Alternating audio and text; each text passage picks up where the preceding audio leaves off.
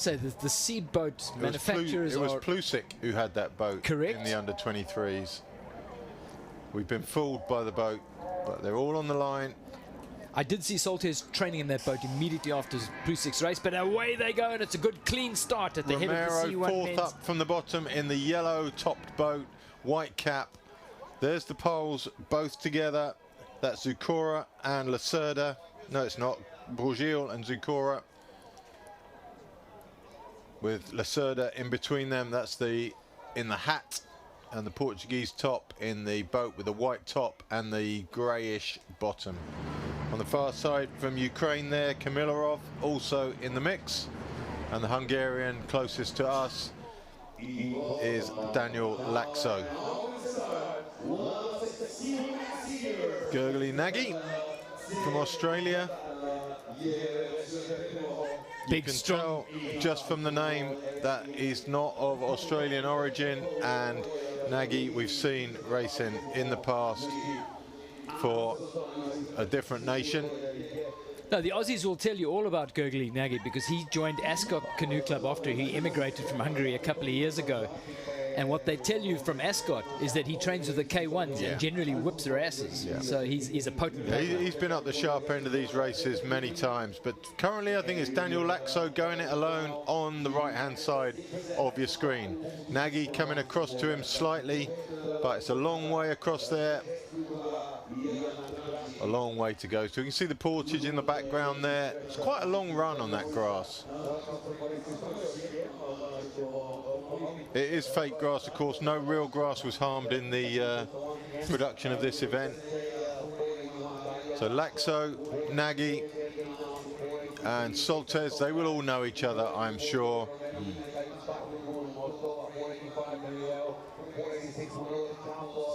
So Hungary, Austro-Hungary and Hungary as the lead three.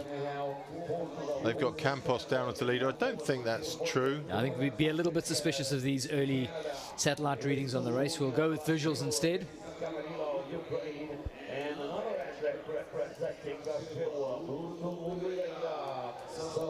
Daniel Laxo in the white boat at the front at this stage, being shadowed by Gurgly Nagy. Nagy and Laxo pulling away early days in this race, with Soltes coming up on their left. Campos now. And Soltes. Dunilac from France also in that top five. This front group gradually heading to the left side of the river. Just to repeat what we said earlier from the start, that you can choose any line down from the start all the way down to the bottom turn can on that first lap before you have to start being mindful of. To the left is the two poles. They are top end racers for sure. They're just choosing a different route, and with them is Lacerda from Portugal.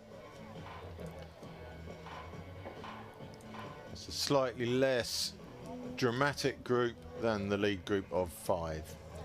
Milton and Gleitzen in the colours of Brazil, getting heaps of support from their fans back home, trying to puzzle out what time of day it is for them there.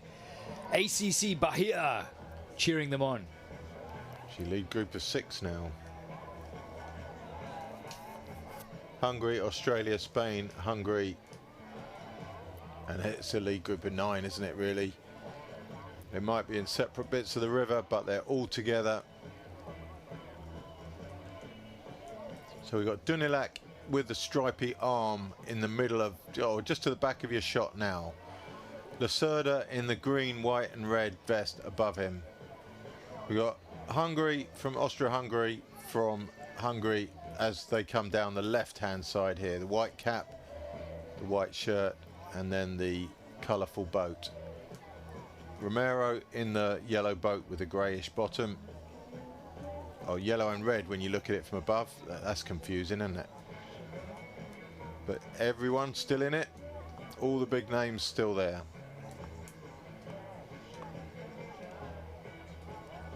(10 and 11 there, Romero of Spain and Barbel of Moldova.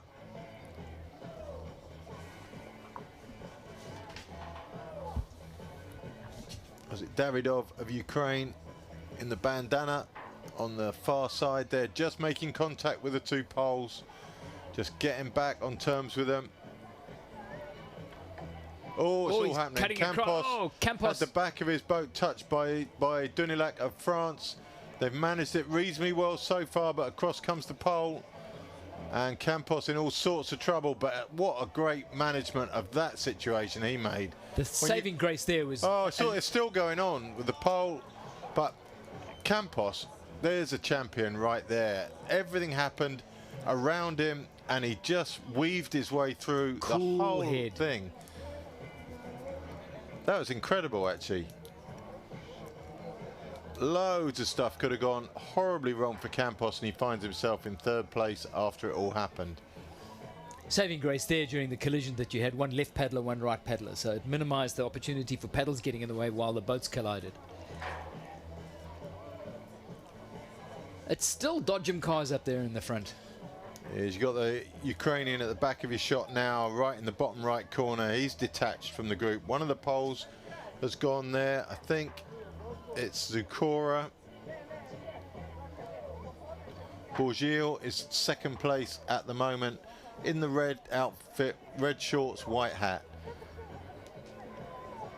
So Portugal with Lacerda, he leads from Bourgil, from Campos. To their right there is Laxo from Hungary. Soltes in the slightly questionable coloured boat. And Nagy is next on the list, but we can't see him in shot. So the Australians will be waiting for the next bow to come into play. And there it is. There's Nagy. And he is currently with Dunilac of France, who potentially was the instigator of the bomb going off in this group that split the field. Right, bottom turn can.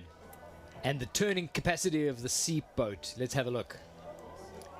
Nailing it, aren't they? Super tight turn. That's great paddling. All three of them. The left-hander, the pole there, just, well, and Campos. I mean, no trouble was there at all. Lacerda leads. Does he have to leave space for two on his right? He doesn't really. He can do what he wants pretty much, provided he's got a lead. I think he's let the others come through on him. Poland lead from Portugal, from Spain, from Hungary. It's Soltes has made his way back up into contention with the front group. Such class going around the turns. Out wide. It just makes me wonder why we had so many seaboat paddlers struggling at the turns earlier. It's just, that's how to do it. Daniel Laxo, the paddler closest to the riverbank, just behind these four.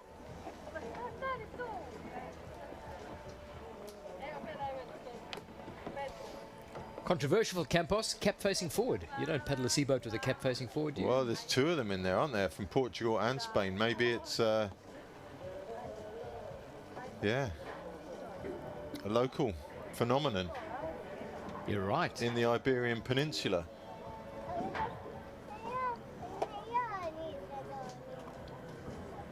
We have had specific instructions to stop fashion commentary, so we'll leave that right there. Yeah, was that from our bosses or was that from the listeners? It descended through the internet from the listeners saying we're not qualified to make commentary on fashion. So.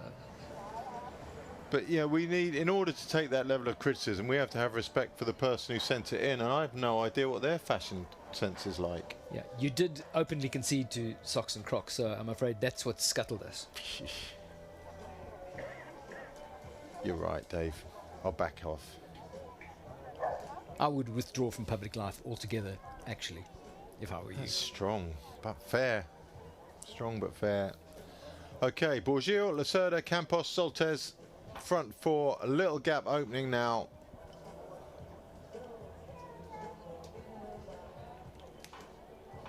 Back to Romero leading the chase now in fifth place with Daniel Laxo, Gergely Nagy and Dunilac of France. So a group of four chasing these four.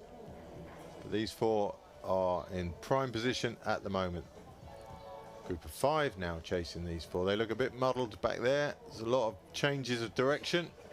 And it's the Polish paddler at the back of that, Zukora, who's coming around the outside. Strength and depth in both groups. So it's not over yet, that's for sure. Split isn't permanent. No portage obviously on this lap. Lacerda leads.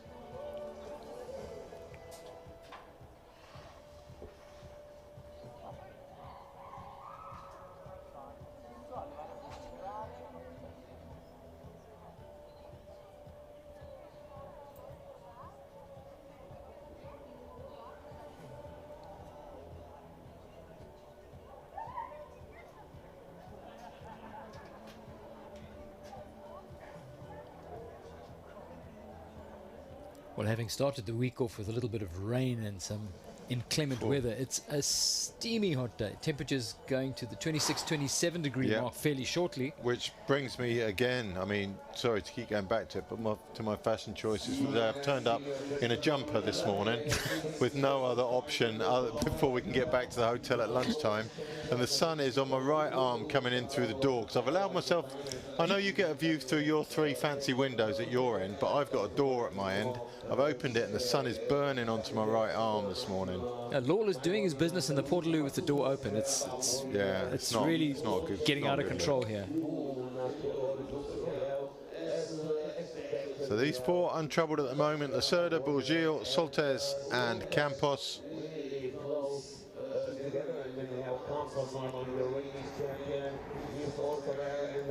I still can't get over how well Campos weaved his way through all that trouble at that one point in the race, and to end up in the front group comfortably as he is now.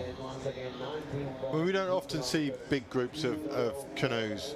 It often splits up much quicker, so to have a big group that close to the turn and to have an incident like that, we don't get to see that very often. So you don't get that level of skill displayed publicly. They obviously do that at training. They've all got that skill, but we don't see it as spectators very often. And I think anyone who's even had a try of getting in one of these, to do what Campos did through that melee earlier on, is mind-blowing. Well, it's just technically mind-blowing, but it also spoke about the headspace and the composure and the experience and maturity of what was going on in that boat. 100%.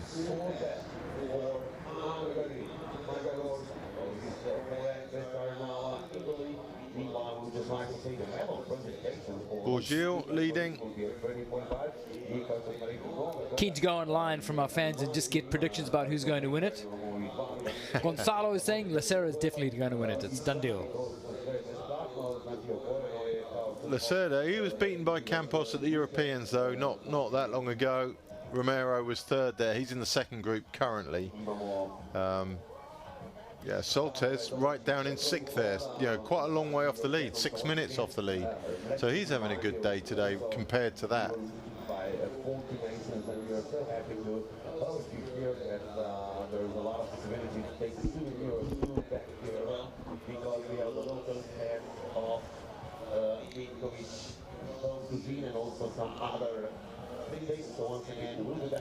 So lap 1 of this senior men's C1 race. It's going to be the full lap. Portage will only kick in on the 2nd lap, at which stage boat slides will be knocked off and the identification of big bunches of paddlers becomes just a little bit more testing for us. So we've got just 2 now in that chase group, which is Romero and Laxo. Spain and Hungary. So front group from top to bottom, we've got Spain, Poland, Portugal and Hungary. Just behind them, a repetition of Spain and Hungary. Then it's Australia. Then it's Dunilac of France. Bourgil of Poland, Campos. Oh no, sorry, that's not the 2nd page. That's the lead back to the leaderboard.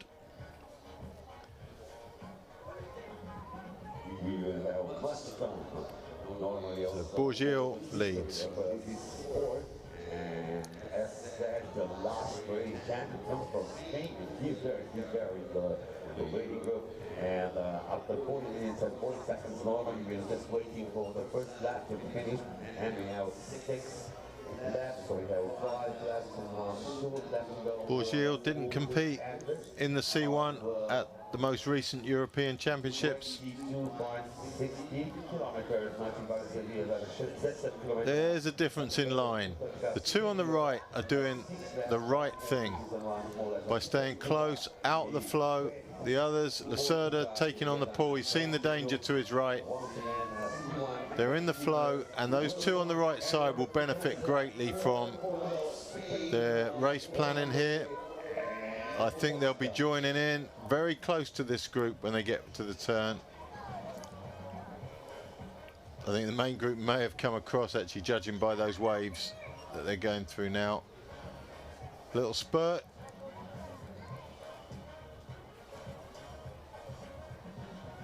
Hey.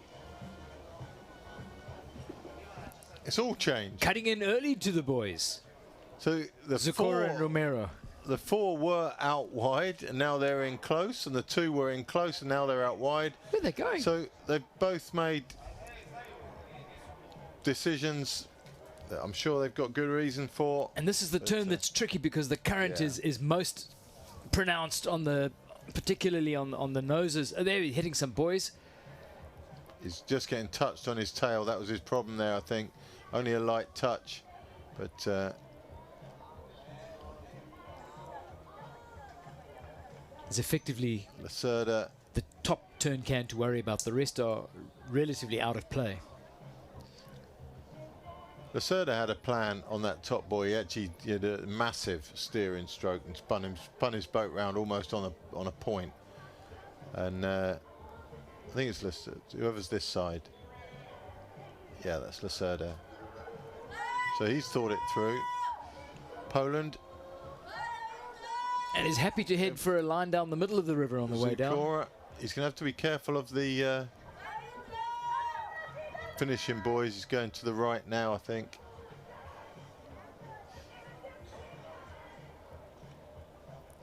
Away goes Bourgil. A couple of reluctant disqualifications during the week for athletes going through the start-finish area.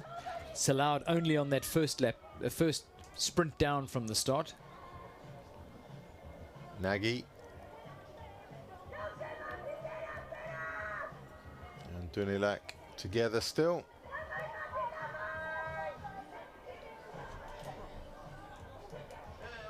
Now with Ukraine with them.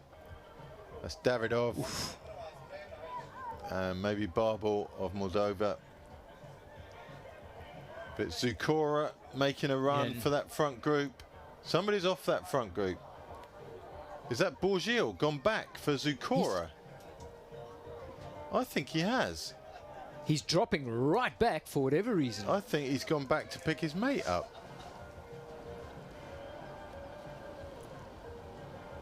That drone shot gives you such a good perspective of the J-stroke needed to keep that thing going straight and under control. Lacerda leads. Portuguese very confident in him. We've talked about it before. Only Portuguese, it seems, who are in with a shout of a medal are here this weekend. So we've seen the two Poles, Bourgil and Zucora, get halfway around these C1 races in the past and just pull out because C2 is their primary event. I can't believe they've done that already, especially as Bourgil was up in that front group. Portugal, Hungary and Spain.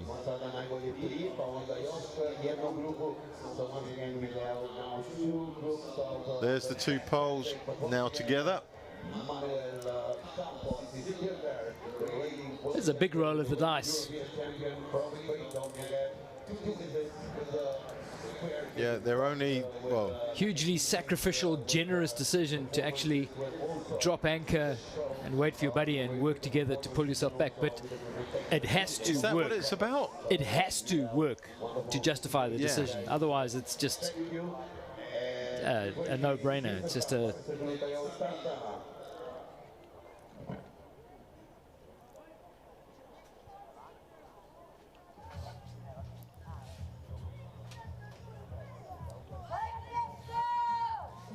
Moldovan support there. He's back in Barbel, who's currently in 11th place. Soltes, Lacerda, Campos, and then there's a gap back to this chasing bunch of the two poles.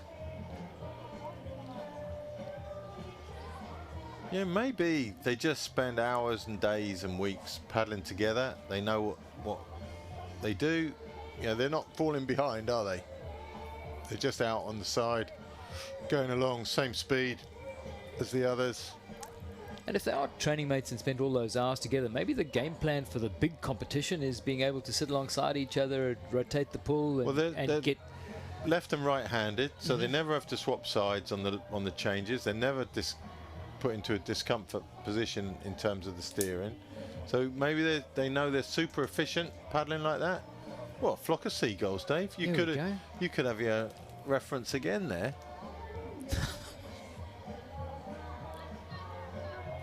Does a flock turn into a flotilla when they're on water? Now what normally happens is the flock takes off roundabout now. They get panicked by the sight of an approaching then sea they one revert to being a flock again, rather than a...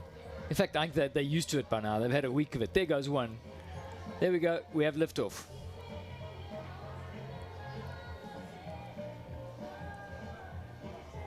It's always a very healthy sign to see the bird life in a river environment like this.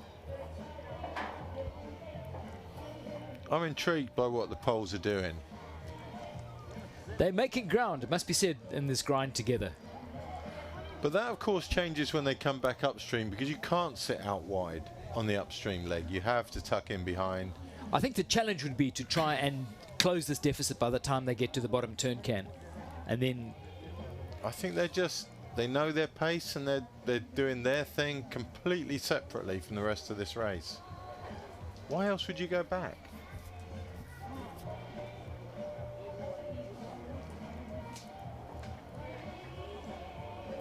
Bank on working together and then leave it all to... It's a bit like the Hungarian women in the race just before this.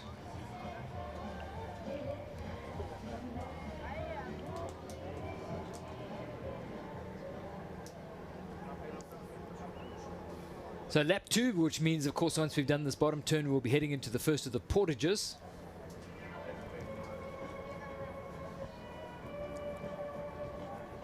Manuel Campos in the Spanish colours. It's going to be key, I suspect, to the evolution of this race.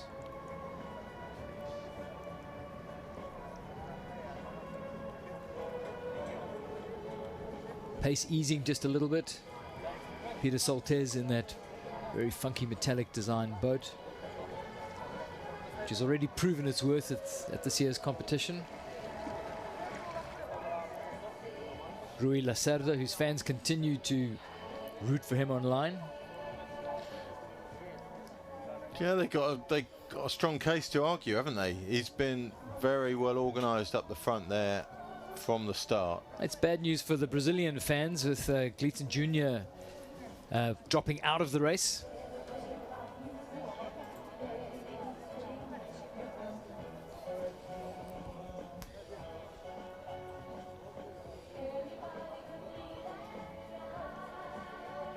You can see the flow on those two boys there. You can see the little V coming off, boys. It's quite strong. Round they go. Well, we're only speculating because we haven't been on the water at all, but with the amount of rain which fell yesterday and overnight, there's every reason to believe that the river is, in fact it is, I'd stick my neck out and say it's definitely flowing stronger today than it was yesterday. So the turns top and bottom are both going to be different, and the ability to ride current on the way down and hide from the current on the way up will be just as pronounced. So Lacerda, Campos in the white hat, Lacerda in the blue hat, and Soltes in the headband. And one of the poles is making the break for this group. It's Zukora leading from Bourgil. Just trying to get back on terms. And they're back on. That's impressive. Yeah, a little nudge on the tail. Little nudge on the tail to say, I'm back. They're good.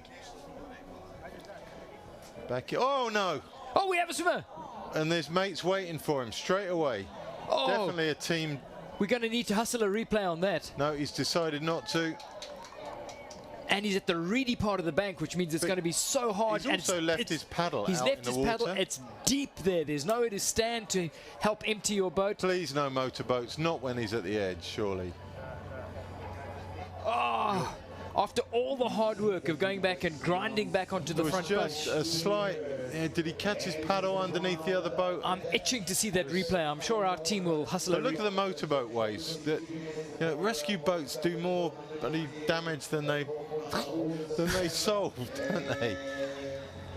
He's doing his best to get the nose of his canoe into the reeds so that he can. And again, he's got nowhere to stand. No. As we know, that water is super deep there. So if you can't get any purchase under your feet, there's no way you can lift that. Here comes the replay. Let's see if we can decode what happened there. So There he he is just at the back. catches his paddle underneath the boat, on top of that one. It was he put his paddle on top of the boat in front of him, That's it. and that was enough. Ah, magic replay. Not a magic moment. So And Zukora it's a split second. out of the game, and Bourgil closes down on his own this time to join those front four. But it's interesting that Bourgil's automatic reaction to Zukora going in was stopping. Stop and help your boat. Yeah. This is where you want your speech bubble to be working. So history would suggest that Zukora will bin the race at this stage and settle for the C2 tomorrow.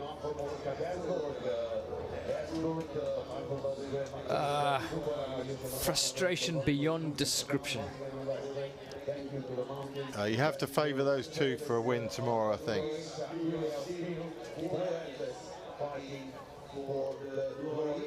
So four It does boats. mean that Bourgil, who dropped off the bunch to go and fetch his buddy as a key part of the strategy to be competitive in this race, is now suddenly the odd man out there. Yeah.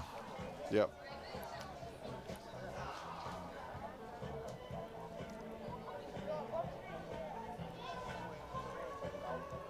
Unless he finds extra energy and inspiration in, I'll do it for Matthias. I think it's probably, we've seen them so often, they retire together or they carry on together. So now he's got to tussle with the idea, my mate's going to bin this race. Do I do this and jeopardise our chances tomorrow slightly, or do I also call it a day? It'll be their call. It won't be a team call. It's a personal one. But I think you might have predicted this one.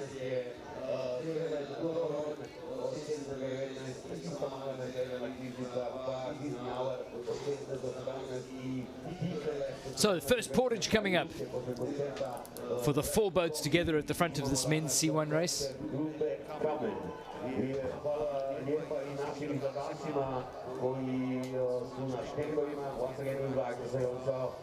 Thank you to all the fans offering the local crowd. Lacerda in the lead, as he has been a lot of the journey so far. Soltes from Hungary, Campos from Spain, Bourgil from Poland, and they're a good distance ahead of Romero, Dunilac and Nagy Davidov.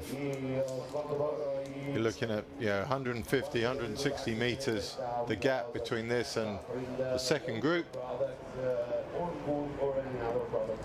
Lacerda at the front has the opportunity to pick the lines here. If Bourgil is an unpopular passenger on this bus, as they gradually turn right, he could be squeezed into the reeds just to let him know that he's... Bourgil's having a go. He is having a go on the inside. Didn't come to much. I think Campos, from what we've seen, is such a sharp racer that to think you're going to come up the inside of someone like that is probably wishful thinking. Competition, so the first portage is ahead of us, and we will soon be able. Soltes shaking that seaboat to get rid of weed that's collected on the nose. Just won't go away.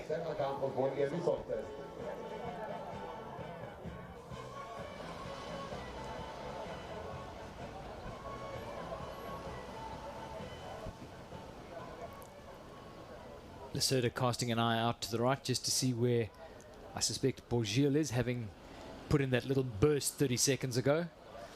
They're getting closer and closer to Portage now, so they will each have a game plan about where they're going to target for that Portage takeout. And as any pro elite athlete will do, have a reserve plan B if somebody is able to stymie your option. I think that's what separates the elite from the sub-elite, is that the elite have a much better ability to adapt if things don't go their way. You saw that with Campos in that earlier incident. Hugging the extreme right-hand bank close to the reeds. Not much space there. Bourgil happy to drop onto the back. Well, I don't know if he's happy. He's been forced back to. a bit. Yeah, I think he's definitely fallen. But again, maybe it's a little portent of what's about to happen on the Portage. Let's see. I think he'll get over the Portage and see where he is. Maybe paddle back down, see what Zikora's up to, whether he's carrying on, not carrying on. So here's Portage 1. Campos is first out on the right. Campos out quickly, flips that boat over to empty it. All four out effectively. The pole running hard from the back. Definitely not running with Bourgil the going into the feeding zone. Of someone who's retiring. He's getting a new He's drink. getting new juice, yeah.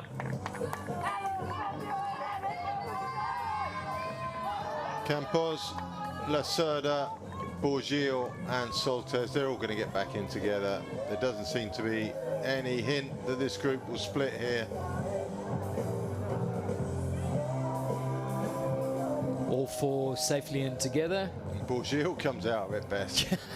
Having come in last and gone through the drinks lane, he comes out of it in a very comfortable second place. Wonder if he would have got word from his seconding team about what his mate was doing. That'll influence his thinking here. Difficult to tell.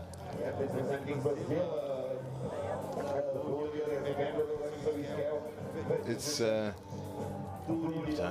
you can't pull out a race when you're in medal contention, surely. This is going to be tight squeeze on the first turn, boy. It's not this way, it's the next one, isn't it?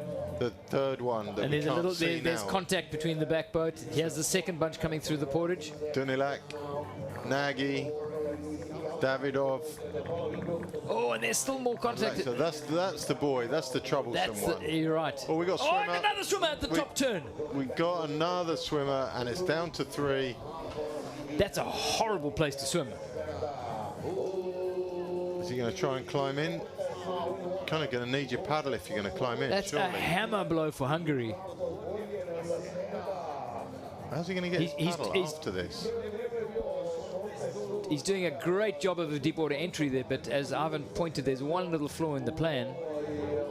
Lacerda having to work hard. Bottom of your screen there.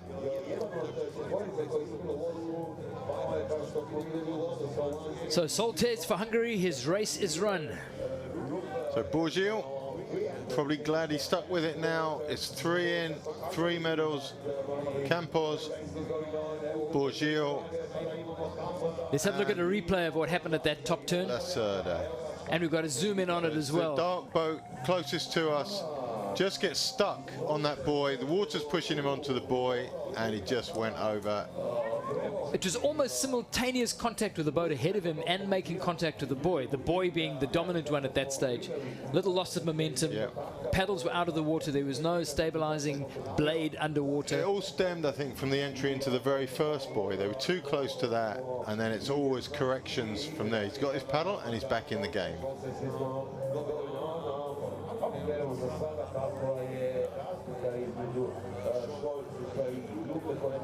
It's so easy to cave mentally after a swim like that. It's a split second. Yeah. Often for circumstances that you didn't initiate or didn't have any control over.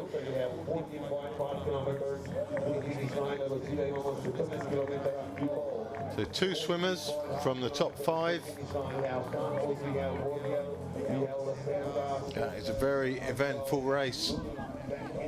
We don't know if Zikora is continuing or whether he's abandoning. We'll know probably he's at Portage. still on the list, but he's a long way down. He's in 10th place at the moment. Soltez's boat will be full of water now as well.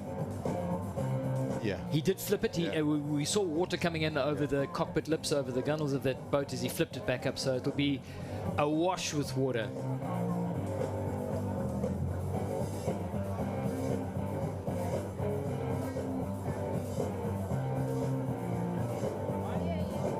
Head banging in Metkovic. Boat full of water, is it called this song? But no, not quite. It's beautiful.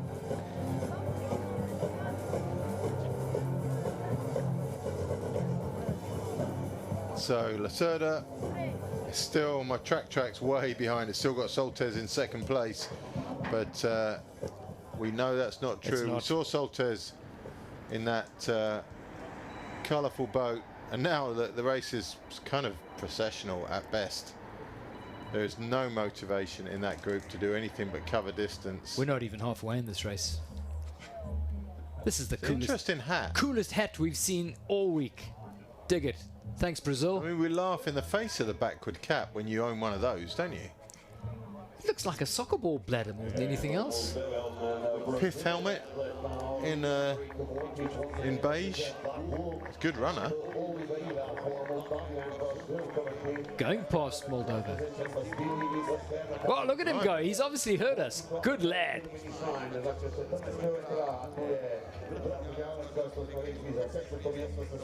This could be the new era of headwear.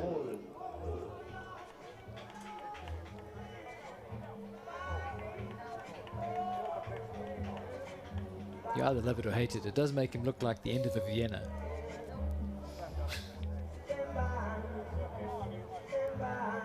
The Soltez back with Dunilac and Davidov now, group of three. Fairly serious group of three. They could, I mean, they're over a minute behind, but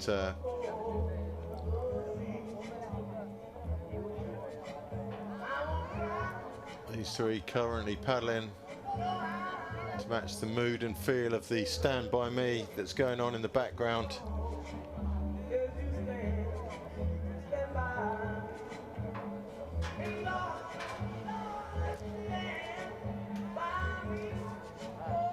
We might see just going through the motions here for a lap, maybe two, before anybody decides to do anything rash. There's been way too much drama and way too much adrenaline spent on the excitement that's happened in the first two laps.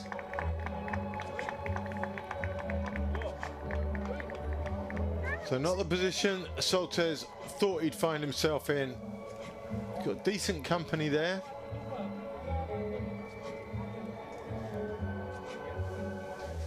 There's the front of the race. Zukora has pulled out, as we suspected he would.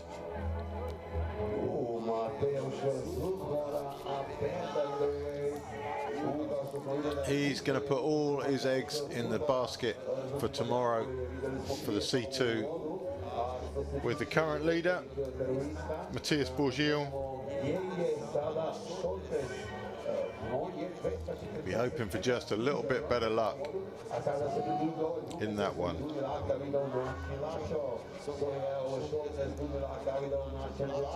Drone doing a great job of tracking him from behind.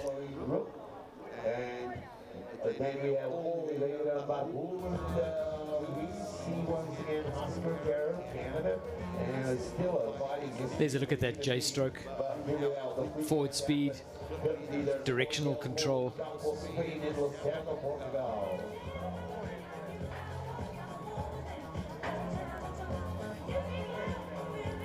Bourgil, Campos, Lacerda making their way down to the bottom turn for the third time.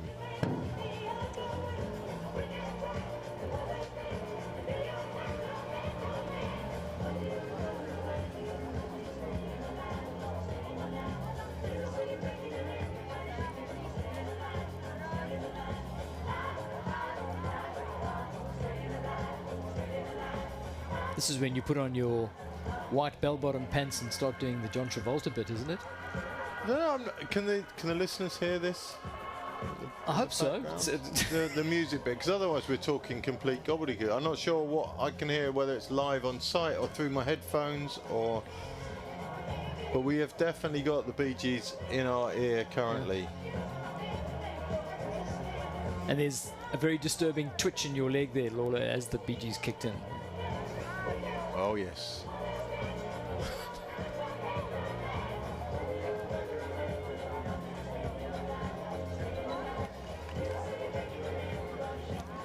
That's a boat that's already won a goal. I'm assuming it's the same boat. I mean, I doubt It's actually the rhythm and tune that we use for CPR, isn't it? The staying alive on the chest pumps. Really? Yeah. If I'm trying to come back, course fairly recently, and the rhythm of your chest pumps is done to staying alive. I'm not preempting doom, but if I'm So I struggling think with you the can heart, feel very safe in this cabin with me. At least from that aspect. just remember, if you ever have to resuscitate me, please don't sing while you're trying to resuscitate I me. will. I will. Do it in your head. I think I might lose the desire to carry on. So these three guys moving on.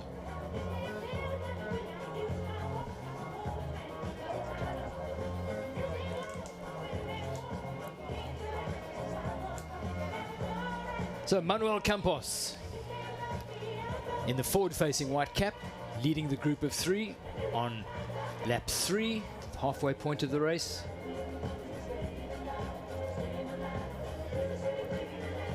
Rui Lacerda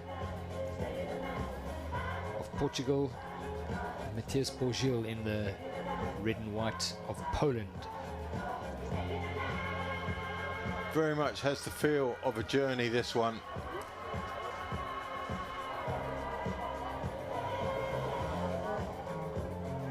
Chase pack, including Soltesz with the headband, who just half a lap ago was with that lead group of three before he took pretty much was a game-ending swim for him.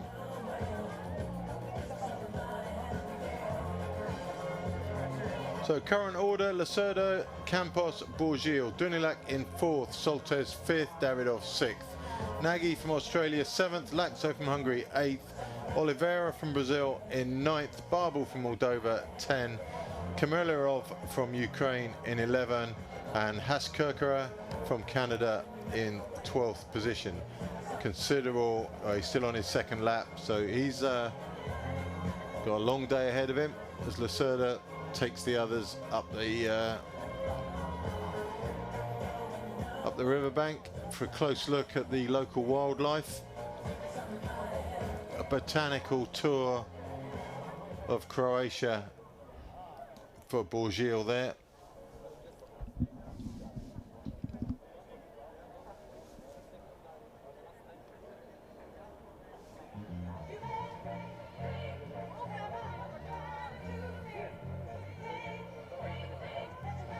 That's where the Delta frog lives, by the way, that gets included in the delicacy that we have still to feed you. In those rushes? Somewhere around about there, yeah. We'll try and locate a healthy size I'm guessing they're not like feed. an attack frog, because otherwise we'd have seen them earlier in the week. An attack frog? What's an attack frog, Ivan? Well, one that you can train to guard your house and hide in the grass at the front of your house to jump out at passers-by. You put it on a chain with big studs, or? Well, not on a chain, because you don't want to restrict their forward movement. No, you don't. But you do give them a collar with the big studs, a tattoo, and a short haircut. Not too tight, otherwise it'll croak. Exactly, and you don't want your frog croaking. Bourgil leads from Campos and Lacerda. Everything to play for in this one still. It's going to come down to how the journey pans out over the next few laps. Campos is the senior in this group. He's been at the top of this game for a while. I might be able to give you some stats on that.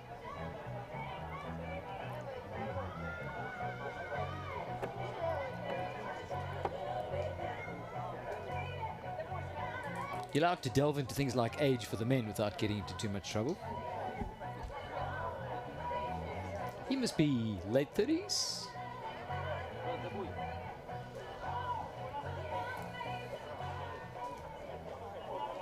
Busy looking at my entry sheet. Born in 1985, his first World Championships was 2003. Okay, so he's 39. He's had 35 finishes at World Championship level, Holy camoli. with 10 golds, 9 silvers, 6 bronzes, 5 fourth places, 3 fifth places, 2 sixth places, and yeah, that's Staggering. there's a history right there. Staggering. So 35 finishes. Now all that detail comes to you courtesy of Metkovic from Norway, who has put together the greatest spreadsheet of detail known to man. It's a phenomenal piece of work. I think, you know, I don't know, I don't think you can praise him up enough for that. Yeah, there's not much about these guys I don't know. I mean, tell me a name, I'll tell you what they've done. give me a name. Zukora. So we're looking at Zukora, born in 92, first Worlds 12 years ago in 2012. 13 finishes, 3 no finishes. He's had no golds yet, but 3 silvers and 2 bronzes. He's not going to get a gold today either. Yep. Bourgil also no golds, but with 4 silvers and 4 bronze.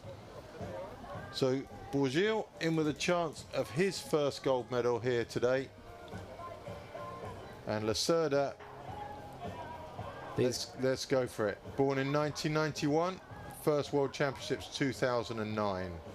12 finishes, 1 no finish, no golds, no silvers and 2 bronze. So he's in for an upgrade today, and that'll be really important to him. So Campos leading, not quite as you see it on the leaderboard on the left. Our 39-year-old. It's one of the beauties of marathon racing, both canoeing as evidenced by Manuel Campos and kayaking. You're able to be competitive right into your 30s, 40s, and some of the greats were competitive into their mid-40s. I mean, here's... Well, we've got Hank McGregor racing this afternoon. I don't know his exact age. Obviously, I could look on my spreadsheet and find that out. He's 45, I think. But, you know, there's no limit. To me, it's how long your motivation lasts. I remember very clearly my motivation ran out. Here we go into the portage. It's Campos and Bourgil to the left side, Lacerda to the right. As we look at it, obviously it's the opposite for them. All up and running really smoothly. Lacerda going through the drinks lane. The other two, little look behind from Bourgil. Not sure what he's looking for there. Bourgil powering through, even with... Oh, he thought he might have to do a stop. He was heading for the... he went for the naughty chair. He did? Oh, There is a naughty chair stop. Okay, so we got Lacerda in the naughty chair. Lacerda has got a 15-second penalty. For presumably that incident on the top turn. It can only be. Oh, I mean, that's got to be open to debate, surely. I mean, the Portuguese have already had a top turn penalty this event. Now they've got another one, and I don't know. We're not in a position where our opinion has any weight or any value. But, you know, the river flow, the person who caused that was the person who went close on the first buoy, not how it panned out after. I'm really unsure. It can open the front of the race. And Bourgil thought it was him. I mean, he was getting into the... He was heading over until there. he was shooed away. Yeah. So around the top turn. Well, they're going to be tiptoeing around the cans now for the rest of the race. As will all the races this afternoon and tomorrow. You know, that's... I don't know. I don't know. So that 15 seconds must have elapsed by now. Yeah, he's up and running. He's out there. We saw him on the right-hand side of the river going up still. The Campos and Bourgil, people are just falling in around him. They're falling around. Everything's happening around him. Nothing's happening to him. He's left suddenly as one of the two last men standing. Maybe this collective guilt is what sent him running to the naughty chairs. That's right. Everything's happening around me. I'm not doing anything honest. Lacerda in a, yeah, I don't know. That's the stuff that I guess your TV pundits and stuff argue in the half-time break about whether that was justified or not. You'd need to see a replay of that to see what part he played in it, I think. I don't envy the judges. I mean, don't think for a moment that there's a critical or critique of the judges, but they're fine decisions to make, and how you make those, I don't really know. And they generally, if there's any murkiness to the decision, will step away from a decision which has such a profound impact on the race. That one clearly has. Look at that. That's a big gap.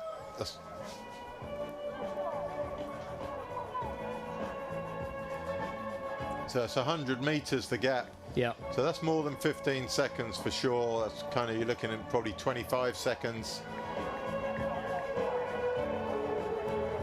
Two left-handers in, so you see a lot of side swapping as the lead changes.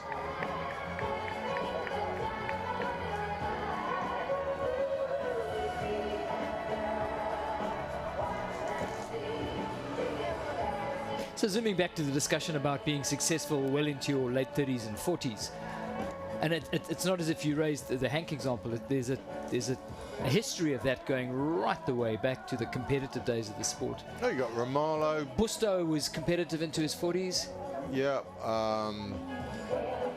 Tor Nielsen was 30 something, 8 maybe, when he raced in Cape Town.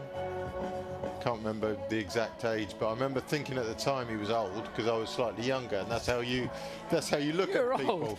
I'm old now. You're past it. But yeah, you look at people who are older than you and you think, wow, you're really old. Then later on you find out they're only 2 or 3 years older than you, but it seems like a lifetime at some stages in your life.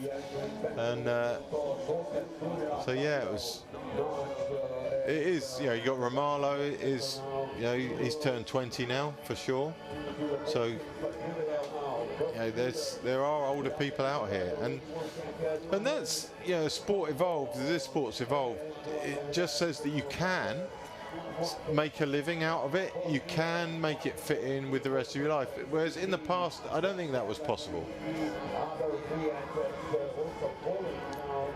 Whether that's through sponsorship, whether it's through, I don't know, other sources of funding, I don't know, but certainly the longevity has increased over the last 20 years of people in the sport. Burst of intent from Bourgil, who's now gone past Campos to go to the front. And Campos has to duck round the other side. They all want to wash hang on the same side as or the opposite side of their paddle. So every time the lead changes here, so too will the side that the wash hanger sits on. Is it the endurance nature of what we're talking about in marathon? I mean, all the other endurance versions of it, I mean, road running, marathon, you get guys being successful into their 30s and 40s, where the more explosive events like the sprinters or the high jumpers are only successful in their athletic primes in their 20s. Or is that being a bit speculative? No, I don't really know. I mean, more explosive events probably lead to a higher risk of injury. True. And injury and old people don't mix too well. I can attest to that with my current foot issue.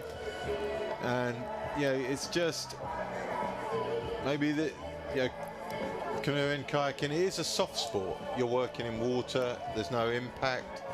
You know, most of the injuries we sustained as a group were done in the gym, thinking we were a lot stronger than we were probably, and getting overly competitive.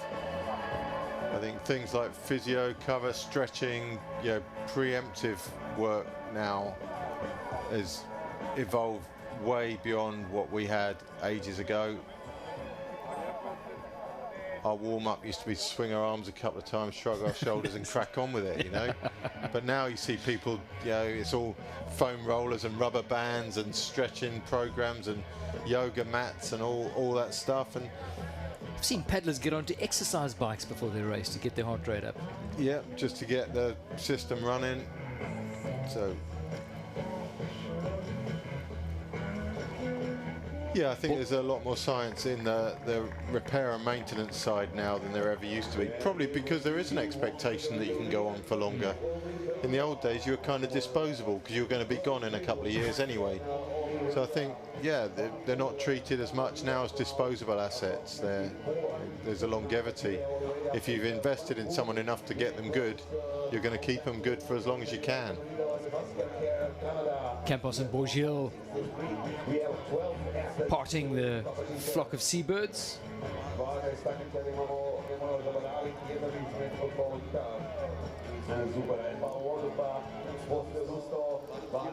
This is where gold and silver will be decided. Give us your predictions in the comments column on the YouTube stream. Who you think is going to take it out of these two?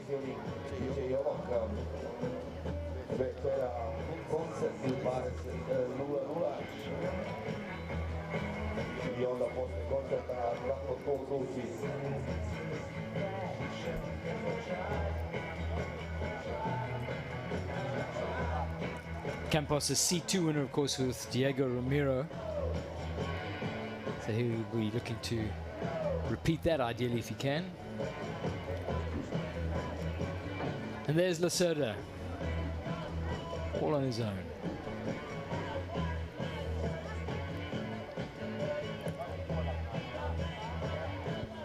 Pace steady, work being shared between these two at the front.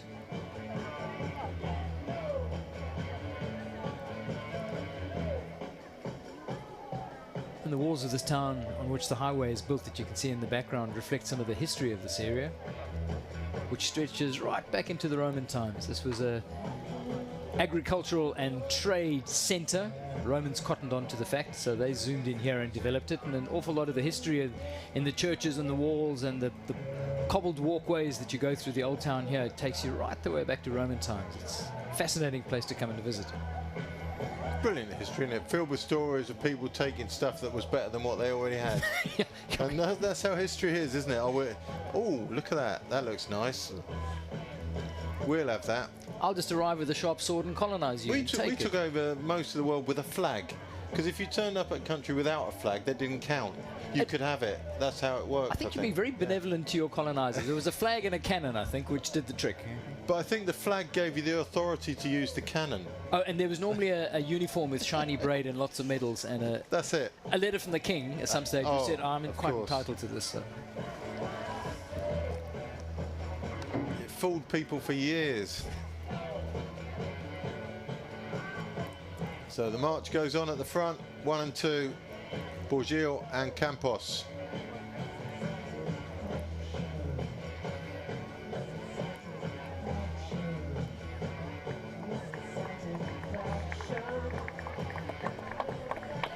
Zooming back to the bird life that's evident in the top left-hand part of your screen as you look at it here.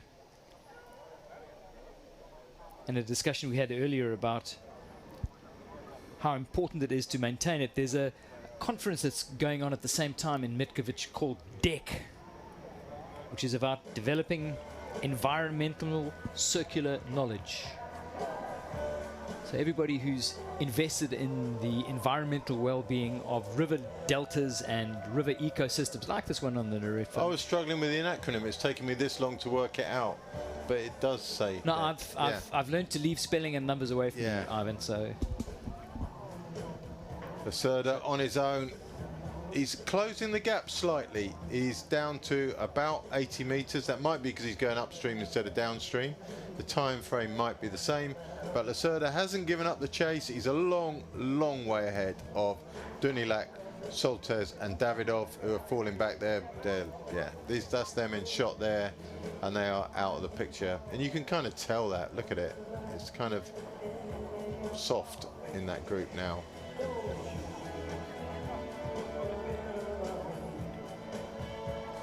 Nagy and Laxo even further back than that in 7th and 8th. Then it's Barbel. Yeah, over, well, 1.5 kilometers behind Oliveira, with him, Ish. Kamirov, sorry, from Ukraine. And Haskakera of Canada. Quite a long way back now. Zooming in on Portage 3 on lap 4.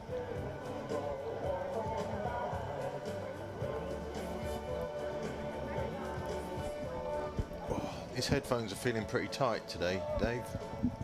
It's a bit like a head clamp, isn't it? It is. I feel like I've suffered my very own personal forceps delivery this morning, and I come out of this with some sort of cone head. From now on, you shall be known as Conehead. Oh.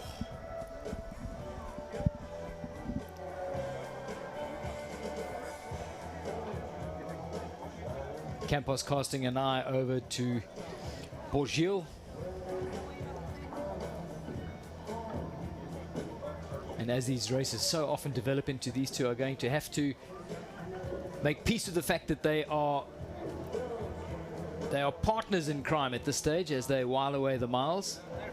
Those niceties will be dispensed as they go through the final portage, I'm sure, and start that last lap. But for now, they need to work together. Getting a little close as they gradually move right. Bourgil having to put his pedal over the tail of Campos's boat. We saw the jeopardy of that earlier when Zukora did the same, and instead of putting it over, put it on the back of the boat, and that was an immediate swim for him. There's that moment in transition in your paddle stroke when you're fundamentally unbalanced, when you're literally banking on your position in the glide of the boat to remain comfortable. And if something does go wrong there, it's very hard for you to recover. And neither of these guys are going to put in a strong support stroke on the right, that's for sure.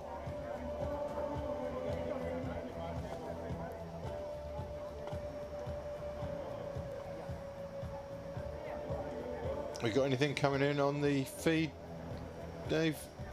No, I did ask for predictions from people watching the live stream.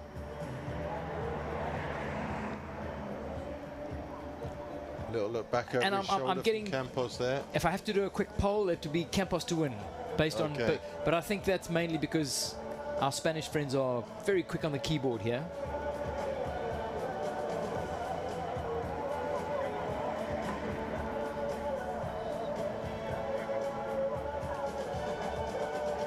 More comment on the DJ's playlist, actually.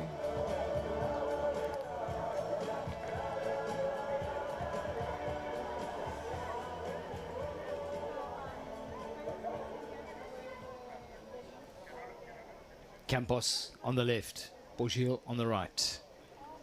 What initially looked like a two-pronged attack from Poland ended rather dramatically with a swim for Matthias Zukora, which effectively ended his race.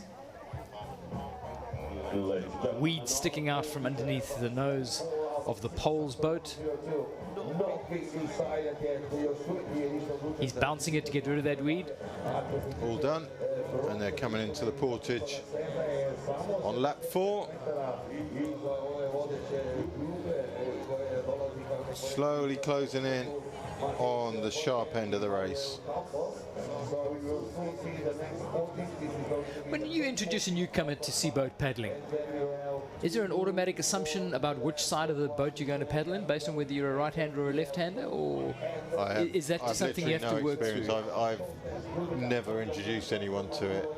We'd have to seek knowledge from the internet there. Somebody tell us that.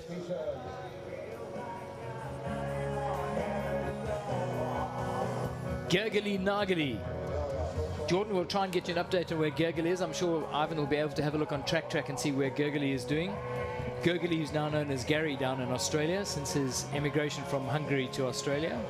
He's not having the greatest day. He's 800 meters odd behind these two. I'm finding the soundtrack a little bit intrusive on my headphones right now. I'm not sure if that comes across to the people out there. It's been okay. I think the Guns N' Roses has just got particular preference from the man handling the knobs on the mixing desk. You can never trust a man who's doing that, A knob handler. let alone on the mixing desk.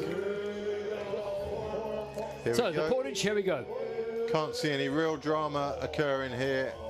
Only an opportunity to feed, I suspect. It's become a bit of a grind.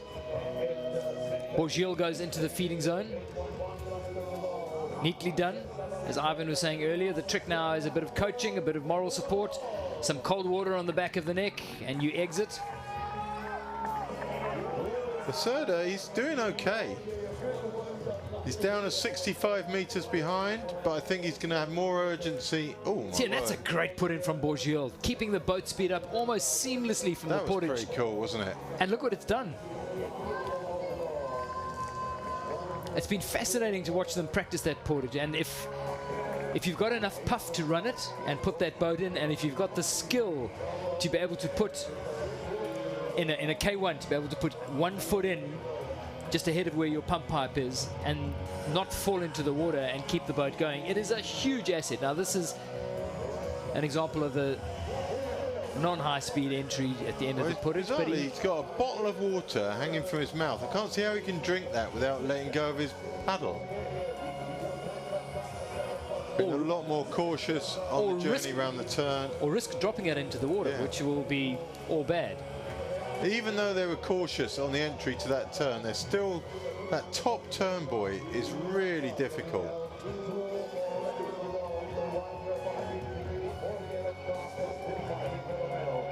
I'll tell you where that top turn buoy is going to be a real problem, is in the junior K1 race this afternoon, where you're going to have a group of boys, all of whom are fired up, and there's not going to be necessarily the presence of mind to organise themselves around that top buoy on that first lap. Yeah, when there's just still a massive group. All spiced up by a little Yeah. bit of inexperience and Yeah. testosterone, and it could be a It's recipe gonna for be a hectic- fiasco. A hectic second turn, isn't it? I must admit, I was up here early bells on Monday watching the first of the Masters races, and for whatever reason the river was flowing particularly strongly, and it was the first taste of the start gantry, and having to go through the eddies from the bridge pillars and then weave your way through the ropes that hold the start gantry in place, and it was a circus. Yeah. Aggravated by, and I'm not dissing the athletic capability of the Masters in any way, but they weren't up for it. A lot of them weren't used to managing the tail of the boat in a current, and it was just a fiasco. It was just so hard for them.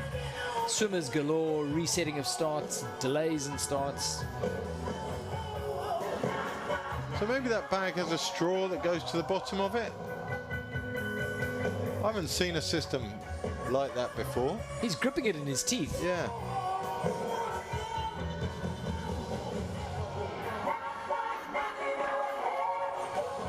Well, Danielle believes Lacerda can go the whole way from here.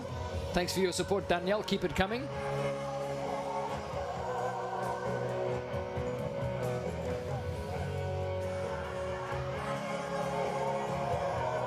Glad I'm not trying to have a Saturday morning snooze next to the river here. Yeah. But back to the front of the race. Manuel Campos. And alongside him, the Polish colors of Matthias Bourgil.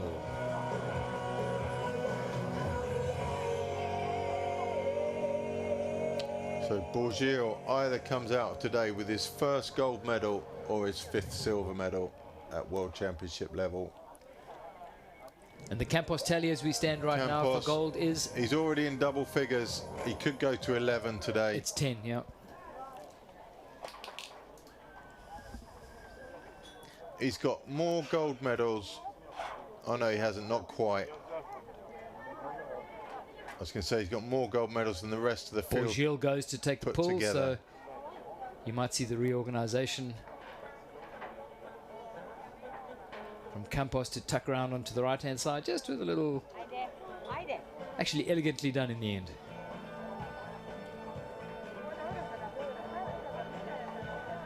We discussed it very briefly when... I think he has. He's got the same number of gold medals, Campos, as the rest of the field put together.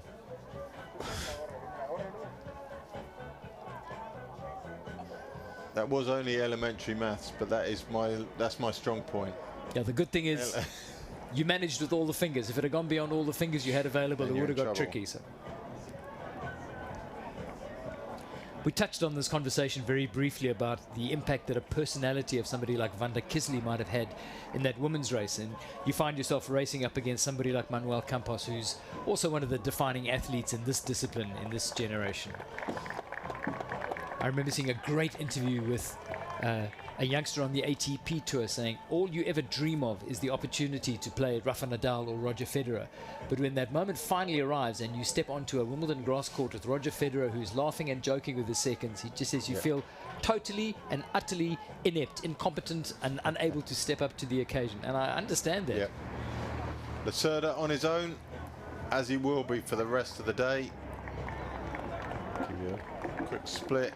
He's just holding distance on the other two. There hasn't been an attack for 2 laps. There's been, particularly since the separation of the front 3, we are literally just ticking away the miles now. But first of all, under 1 hour, 10 minutes and 32, the athletes the last 7 kilometers to the finish line. And here are the leaders, Mateus Boyer, Polska, and Manuel Campos. And currently we have 12 athletes still in the competition. We have Do you believe Bourgil would have stuck this race out if there hadn't been a separation in the front 3, given that he's racing the C2? I don't know.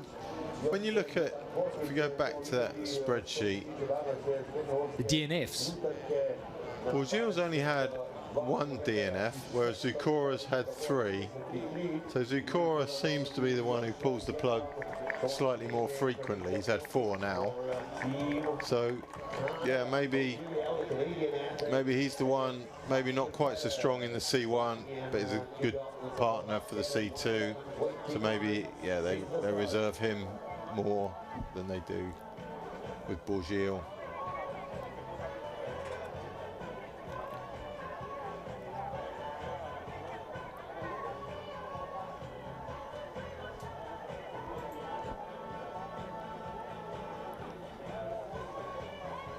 Give us an update of where Florian Hasker-Kjær is, the Canadian. He's kind of way back, really. I think I've just got to update the system here. Just seen him put in at the end of the portage. Yep. So he's nearly 5k behind the leaders. Okay, so he's a lap behind. Yeah, lapping a bit. Yeah. His dad, David, is here, seconding him. Comes out of Toba Canoe Club in Winnipeg. He won't have been unaware that coming here was probably, taking on a battle that might be a bit much for him. But he's here. They've obviously taken the time, effort, and money to come here, and that's what needs to happen at the beginning of a journey, really. Yeah. My experience from my contact with the Canadian elite athletes is there's a great paddling culture there. There really is, and there are nodes of paddling excellence. Where they struggle is competition. Right. Being able to convert that into local and then national competition, national trials. Do they even happen in some cases? You're talking at big distances, aren't you? Huge distance and costs. Yeah. To get around. I guess national competition is quite hard to.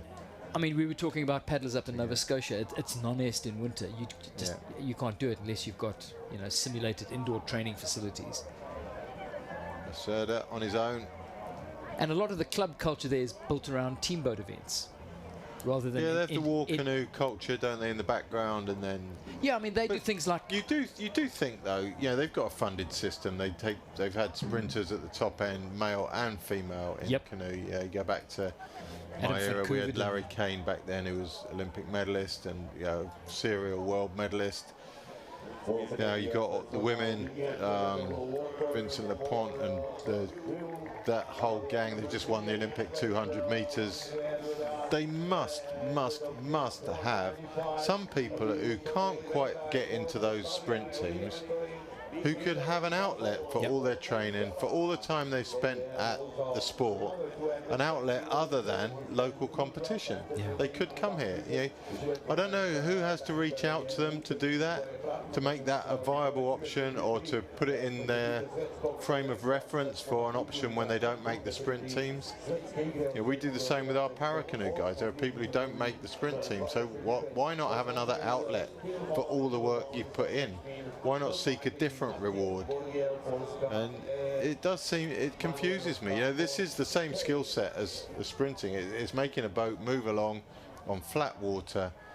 Yes, it's further, but actually you've paddled further than this in training. They all have. The nature of marathon means you cannot train alone and be competitive unless you're actually paddling with a group, learning the dynamics of bunch racing.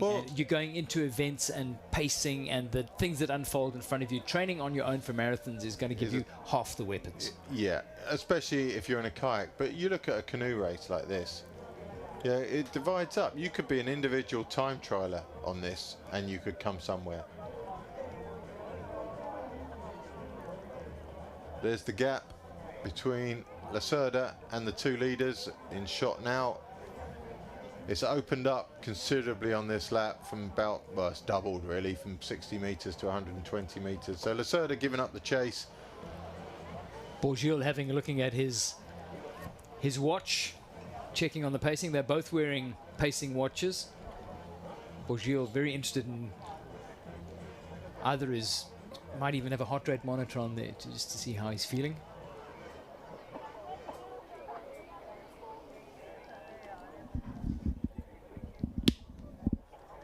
Yeah, so just zooming back to Florian Haskeke, I mean, for his club interest, we talked about those warboat races, but they're also into York boats. They do cross-lake canvas boat races. They do stock boat races. And it's a plus because canoeing is generally a very solo sport. It's a very selfish, individualist sport. And the clubs that do have those outlets for team sports, and this is where dragon boat racing is just such a great game. With the exception of K4s. A dragon boat portage would be tough though, right? Yeah, I would opt out of that. Well, I would delegate it. I would be the one who maybe collects paddles and carries those, and let everybody else carry the dragon boat. The lead changes again, hands over to Bourgil. Campos will come around the back, up the right-hand side. And they will each leave each other room on the right-hand side because they know when it's their turn, that's where they want to be also. So there's no point being a hard ass and cutting him into the bushes. Leave him just enough room so that everyone's happy. This stretch of water on the Neretva is home to their team boat race. Every year they have, I think it's called the Lada Marathon, where they use these massive flat-bottomed fishing-style boats, but pile 20 paddlers in it with seaboat blades. They charge off downriver in a real sort of carnival atmosphere. Festival grips this town, and it's an annual highlight. Great event. Go and find some of the YouTube footage of some of those starts. It's a real spectacle. A little bit of information coming in from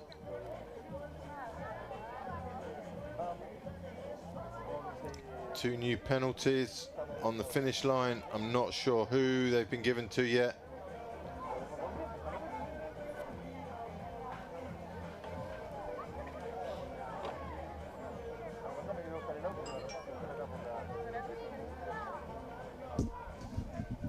So they didn't pass the finish line as such. They passed to the left-hand side of the finish line going downstream. And it seems like that might not be allowed. I don't know. You do have to pass to the right of both of the finished boys. Okay. So a little bit of confusion. 488 and 483. That's Dunilac and Soltes. So Soltes, not only has he swum, he's copped a penalty. He's now copped a penalty. He's having a lovely day out, isn't he? He's going to leave here very happy with what's happened to him today.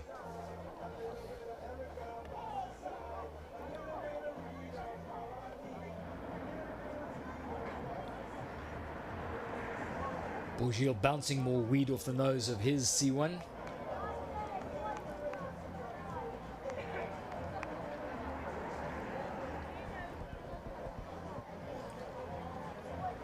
And having got rid of the weed, he now comes round the back of Campos's boat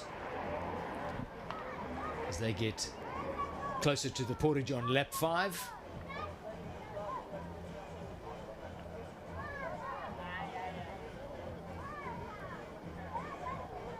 And just to circle back to some of the comments that came in from our viewers during the racing over the first 2 days, we're completely mindful of the frustrations when there are multiple races on the go here, and you've got particularly seaboats racing at the same time as you've got kayaks on the water. One, it'll never be possible to satisfy everybody all of the time, and for every kayak fan there is a seaboat fan somewhere in the world that would love to have their boat dominating. The trick is getting the balance right, and with 12 cameras spread out over the course like it is, and trying to keep track of the race and all the developments is a very tricky job. We've been applying our minds and been giving it a lot of thought. That's where I was going with it, Dave. You can sense the frustration. You also can really relate to the frustration, because we all have our favourite races. Yeah. There's no doubt. But as listeners, if you like, you can be assured that those conversations are held every night after we finish this. We discuss what we've offered you, in depth every single night, and we try and talk about improvements that can be made. Some of those are wishful thinking because it requires much more technology. Some are just more communication options between us, say, here in commentary, and the camera crews, us and the production crew and the event organisers. There's lots of options. So there's confirmation of Solstice's 15-second penalty. Insult to injury, really. He's had a terrible day out here once he had that swim. What's all that muck flowing into the river there? We've seen that? I think it's a little bit of shallow water in that. There's a little bay in the reeds there, which is... If 15 cameras on course, plus the drone. Yeah, no, I mean... You do have to appreciate where we've come from. I mean, it wasn't that long ago where it was single camera. You watch them come through and go away into the distance, then blank screen while we waited for them to come back.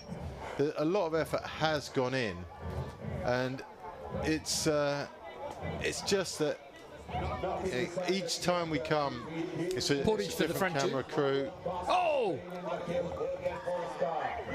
Nearly a hiccup. Bourgel gets it together. Campos is very tidy, isn't he, on his stuff? Very unflappable. Yeah.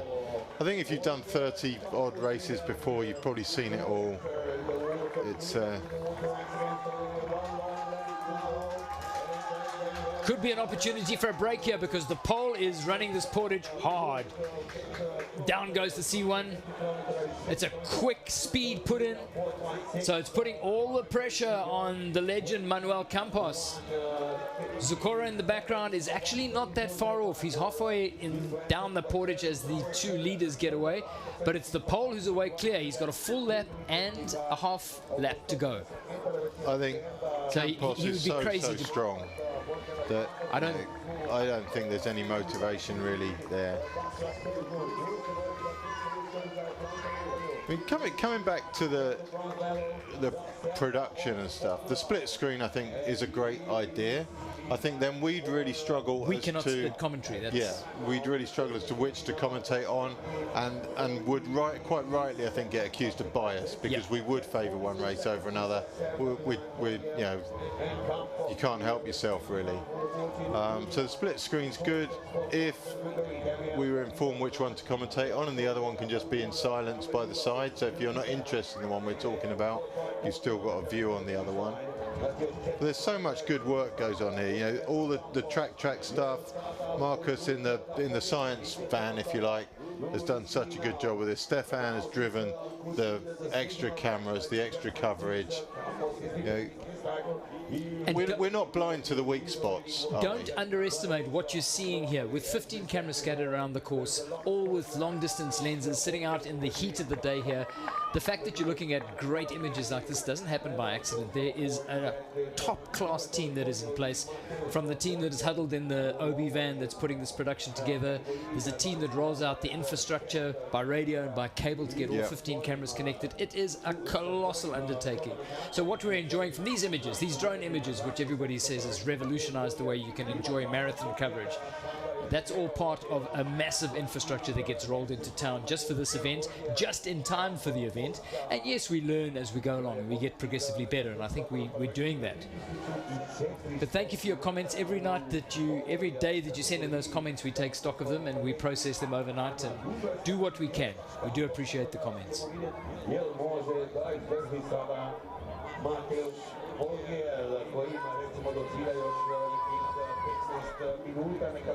Approximately 15 minutes remaining to the finish line for Mateusz Borgiel.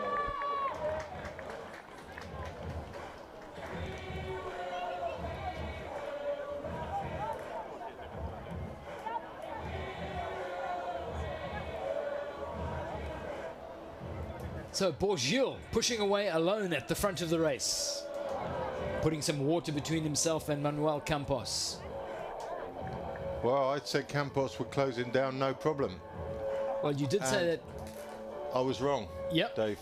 And funnily enough, that's been a bit of a pattern of this week. You have this way of jinxing really good athletes. I've been wrong a number of times this week. Yeah, you give it your best shot, don't you? We do, and we do give it our best shot.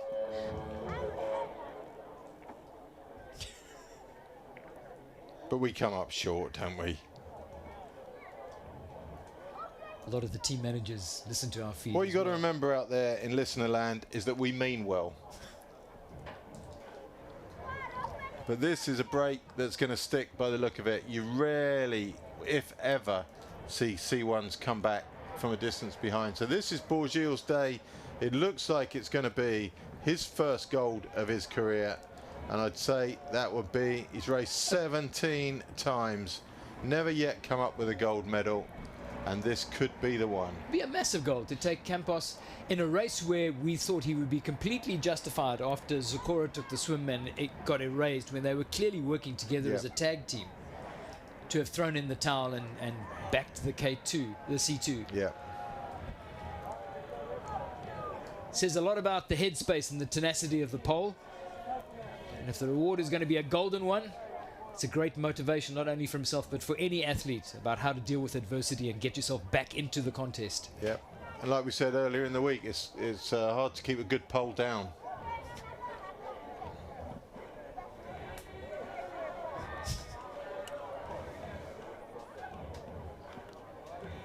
Cake, Dave? Yeah, cake would be good.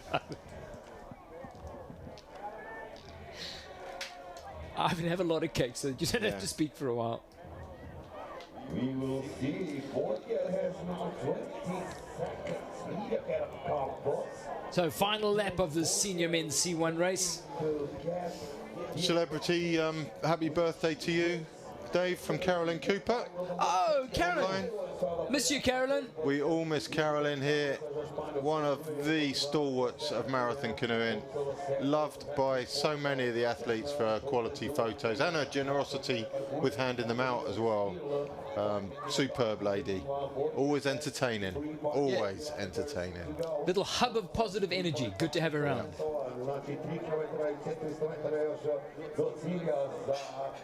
So that's the gap, it's getting bigger.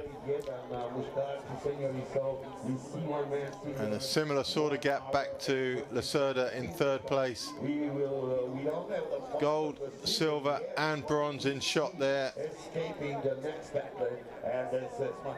And today, Borgiel just too strong for the rest of the field.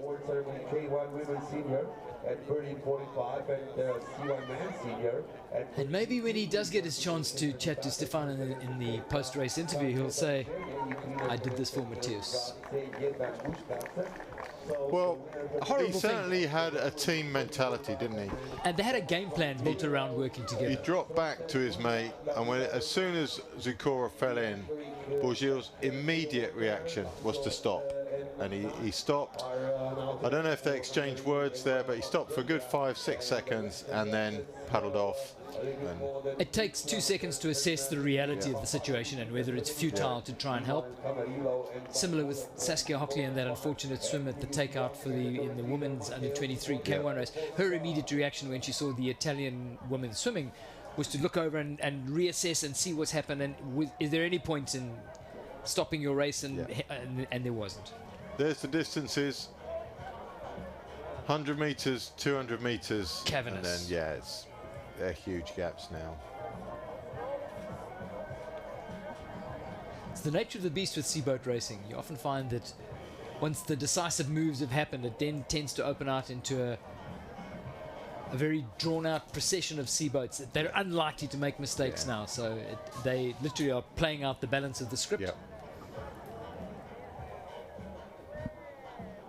That's a nice shot. You can see how waves form behind those boats. You can see that there's waves almost all the way back to Campos there, that if you can see them and feel them, you can ride them. It's a beautiful shot of how boats form waves. You wish you had one of those graphic pens now, so you could start scribbling on the screen. Yeah, well, you can see the ones that come off diagonally out to the side, that reach in the left and right hand banks of the river, they travel marginally slower than the boat that's making them. The ones that are in straight lines directly behind the boats are traveling at exactly the same speed as the boat. So you've got waves that you can choose, waves that you can read, and that's part of the skill of marathon racing. Close really to the next picture that the season race December is 121 behind. Campos is approximately 100 meters behind Borghiel. So Borghiel escaped, and Borghiel can take... A lot of people seem to think it's my birthday out there, Dave, because I shared a picture of the cake. And once again, Manuel... Not only did you have first bite of the cake, but you shared a picture of my cake claiming it to be yours. No, You staring outside of your I lane. had no intention of thinking it was mine. I've shown a picture of you cutting it, which I thought suggested ownership. Yeah, I'm not a serial cake thief. It's my cake. It's my birthday. Last year in Denmark, so for example in Portugal, Lima, we got C1 22.600 meters. Good heavens. Clarity needed there, I think. What?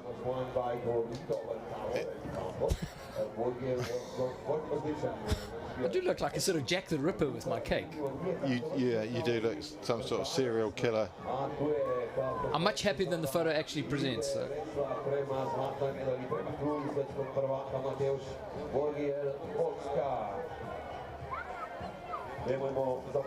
So the final portage for this race is going to be of academic interest, I suspect. It's unlikely to be anything going on. There's only the short lap to follow. There'll be very unlikely to be a visit into the feed lane.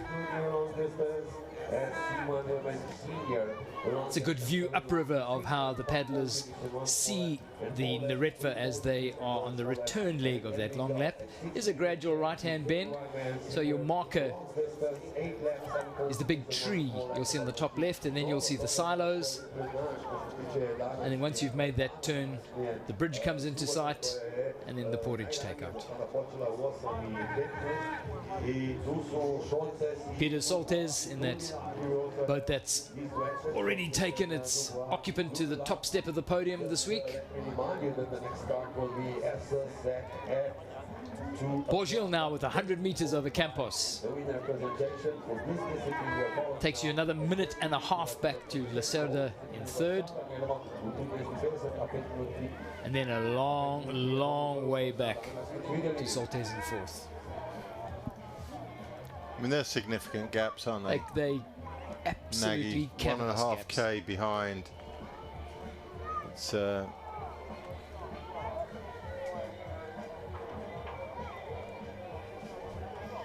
that it goes further back than Nagy as well. It's there's more people.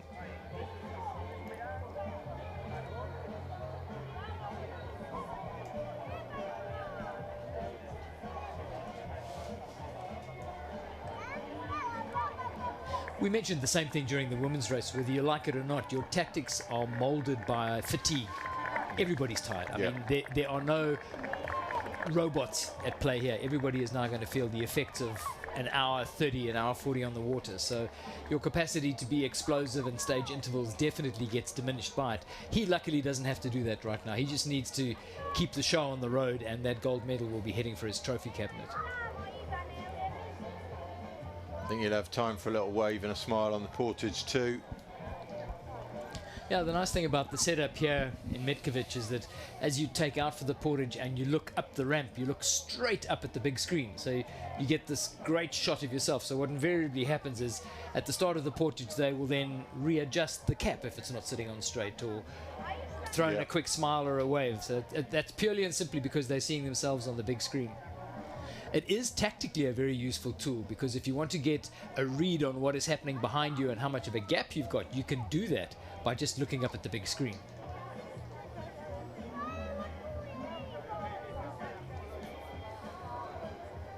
Manuel Campos, destined for a silver medal and another medal for Spain's medal tally at this year's World Champs.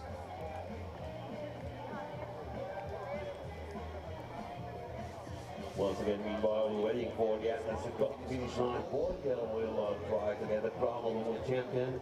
Manuel Campos in second position. Remember, we start race number 24. Good people of Metkovic have come out here to enjoy the spectacle. 60 kilometers. Croatia fielding athletes in many of the events, and they've got a really warm reception from the crowd that's come into the grandstands here just above the portage area. Yeah, not all of them have delivered against. The crowd expectation is that your athlete is going to win. yeah, They saw their headline Mats Pedersen athlete, I winning in think, was Denmark. Vanessa Tott in the short course C1. She's Olympian. She's and she set off like she meant it, and then collapsed like she'd been shot by a sniper at the portage. And it was dramatic, and it was, I don't know, crowd pleaser maybe, but I think introducing call it a new country, as in new to marathon racing, introducing someone to this discipline, it's very much, you get the impression it's thought of as a second-rate discipline to sprint. When you come and see it for real, you are not coming to see a second-rate discipline. We saw what we saw this morning. We've seen the short course races. We've seen the under-23 race yesterday. These are not second-rate athletes. Far from This is not a second-rate discipline. And just the coverage, the quality of the courses, the athletes, the setup, this is a discipline that holds its own with any other discipline at any other level.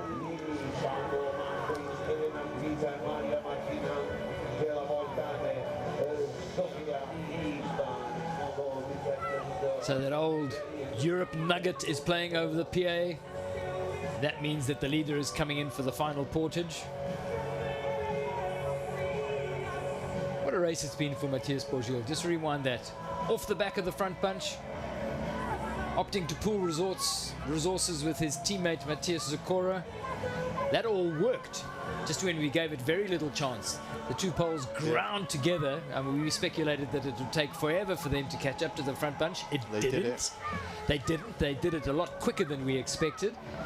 And they had hardly been together with the front bunch for half a lap. And then a fleeting moment of contact, and half of that team attack on the front bunch ended when Matthias Zakora took a swim in a horrible place. Deep water up against the reeds, which effectively negated any recovery. And that left this man with some choices. He could have thrown in the towel and just kept his powder dry for the C2 race, or he could have stuck it out against some very, very strong seaboat paddlers. Yeah.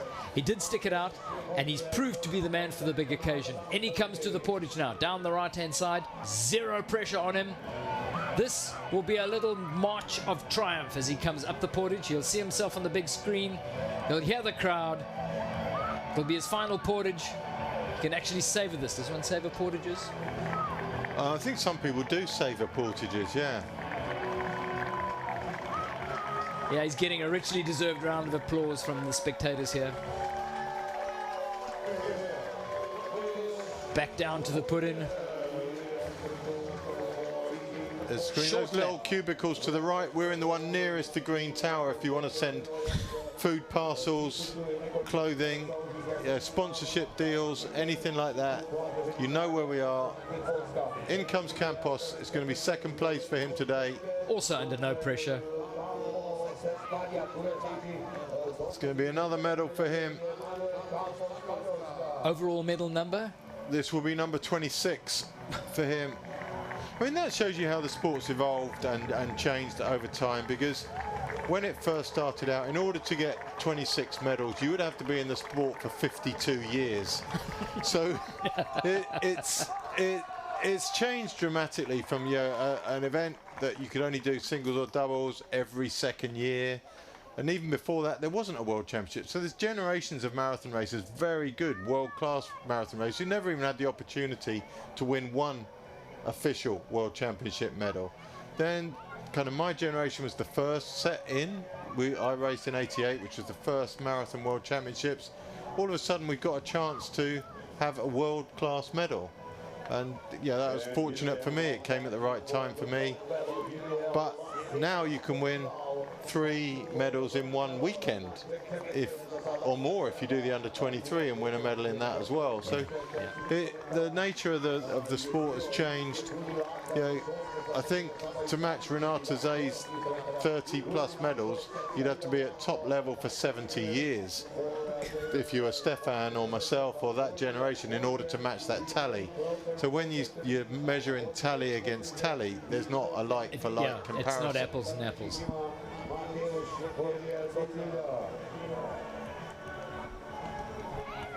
Campos comes around the top turns, elegantly done, as you would expect from a man with the accumulated experience and racing new.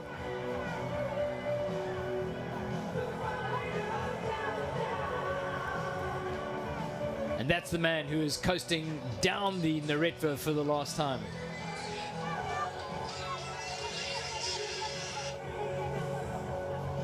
Matthias Bourgil in the proud red and white colors of Poland. Dunilak first out on the portage. I'm getting so many happy birthday messages, thanks Dave. I'm cutting back your quota of cake. You're stealing my birthday. Stealing the thunder. Okay, is this the penalty lap? Has he had his penalty yet? I think he has. He's done. Oh, he did it already. Yeah, done. I must have missed it.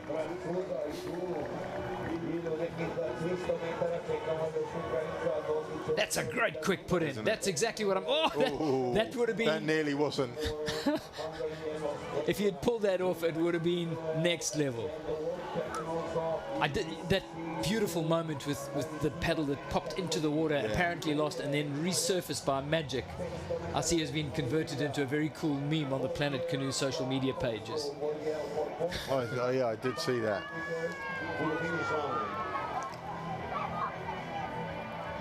The chances of... Excuse me.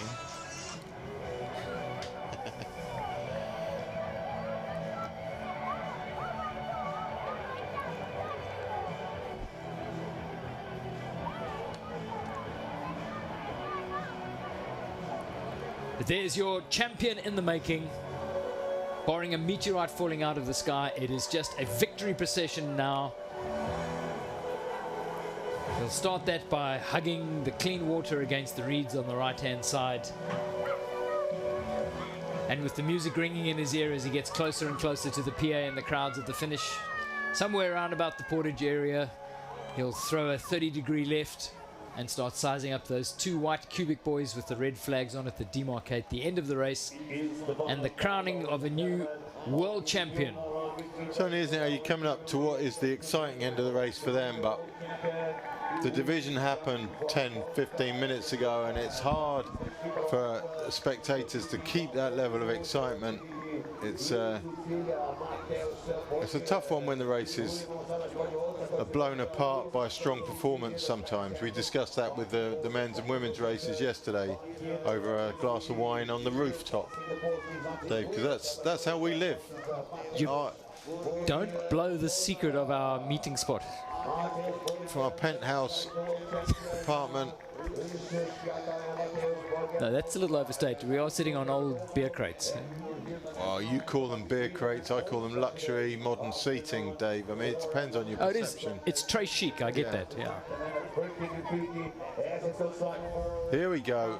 Bourgil across the line. I think he's going to, well, I know he's going to love this. This is his first World Championship title of a reasonably long career already. And I think it's going to be the first of a few because he's looking super strong. And that is a brilliant performance from him today. Hats off. Well played.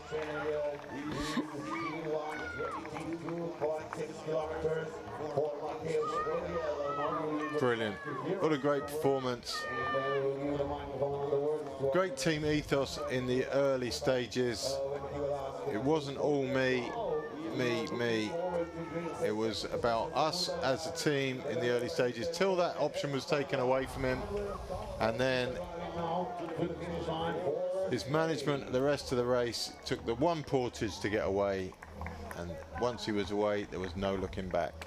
Sweeter because he's managed to do it against one of the legends, one of the veterans of the game, one of the defining figures in the modern generation of seaboat paddling, Manuel Campos, who is coming down to claim his silver.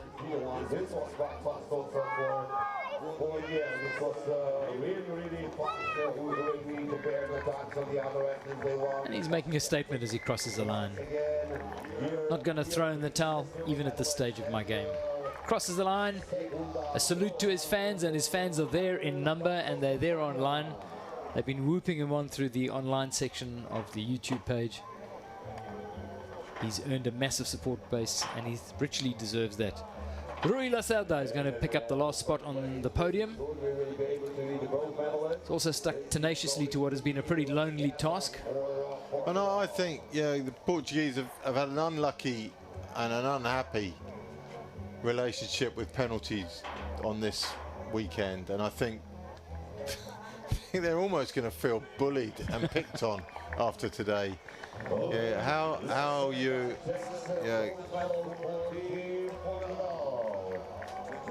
put blame on someone for what happened there? It's a tough call. Well played, Rui Lacerda. Was it a little thumb suck there? It was probably significant in some way. Or a blister. Maybe, or just needs a bit of comfort at the end of a race. Saltez with the consolation finish for Hungary. Still by far and away the coolest looking boat on the water across all races, all classes.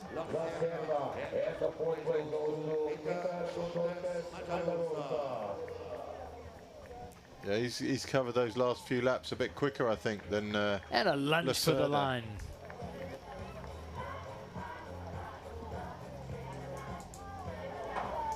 It wasn't his day. He seems pretty resigned to that, doesn't he? That's a look of resignation. It was what it was. What happened, happened. And Dunilac from France, he's next over the line.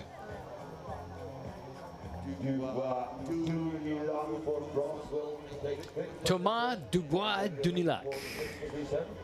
It will be Davido for Ukraine and then Lacho, Notch for Hungary, Australia for Moldova, Bakur, Oliveira and Camarilla for Ukraine. Good effort from him, connecting with his peers at the other side of the finish line. C1 seniors, Dunilac crosses the finish line and takes fifth position. We'll catch some interviews in a couple of minutes' time once they finish their boat control. Yep. And then start looking ahead. I mean, we've talked about the drama at the turns, the drama we saw in the under-23 men's K1 race. The junior boys race is a massive field. It's a massive... I mean, it's monster, and I've got a bit of personal interest in it. One of the young lads from my club, Will Short, and I'm really nervous, not because of the race, but because there's so much in this stuff that can go wrong that isn't your fault. You've got 2 whole pages of names for that junior boys race. And there will be some experienced athletes that have been through this mill before and are composed, but for every one of those there are 2. Not many though, because you only really spend 2 years with that junior option. And in the senior race and even the under-23 race, you begin to learn how the other people you've raced many times before, how they behave in certain situations. These boys have no idea who these other people are. They're just the Hungarian, the German, the English guy. They don't know who you are. They don't know what your strengths and weaknesses are. So it adds a whole new layer of complication. And when you add to it the tension and the drama and the stress of the world and the pack which is going to be around them, complicate them all by the boys and the current here, it'll be like putting cats in a box. I think it'll be a lot of fun. Not all these youngsters will have paddled on flowing water. Correct. Uffe, your question about... has, though. And we're going to bank that. You're going to claim that. We're going to bank that as a benefit. Okay, Uffe Rasmussen over the line. Uffe Rasmussen is asking the question about the timing for the afternoon. For those of you that are planning your Saturday afternoon, it's 2 o'clock local time, the start for the K1 junior men. Simultaneous start, or 5 minutes later, is going to be the C1 women's senior, and we're going to do our level best to get the balance right on that. But the blue ribbon event is going to be the K1 men's senior, due to start here at 4:10 Metkovic time. So it's 16:10 for those militarily orientated. The men's K1 race is going to be starting. 2 o'clock is going to be the junior men's K1. And don't forget, meanwhile, we are still getting ready. We still have many events to offer you. Now till 1 p.m. Kao što smo rekli, sati mala žena knjižnica. Pa onda kasnije Pika već, koncert grupe Kamen u 20:00. Sa nama su izlagači udruga Prijatelj, Obaga Dvirjivi, dva kupira, Marin Krstićević, Juretala i... Junior men's K1 late on Saturday afternoon. K2 I think it's racing. really tough. I mean, that's where the selection for the World Games has impacted on this event today, because the junior boys, most of whom, or a lot of whom, will have a K2 race tomorrow as well. A fair percentage, yeah. Are now going to race in the afternoon today and then first thing in the morning tomorrow. It's 2 long races back to back with just a very short time in between, and that's tough. That changes the nature of their race tomorrow almost certainly. But while we think about that, should we go and have some lunch? Let's do that. It just if We'll come back. For those of you that have some talking time. For those of you that have enjoyed the spectacle of the race which is just completed, stick around. We should get finalized results lists on your screen in a couple of moments' time to take you through what is fed to us from the timing system here. And then with any luck, there should be a chance to catch the opinion of Manuel Campos for his second place and our champion, Matthias Bogiel of Poland. For those that have been watching, for the meantime, until we get back at about 10 to 2, thanks for your ears, thanks for your eyes, thanks for your comments on the YouTube stream.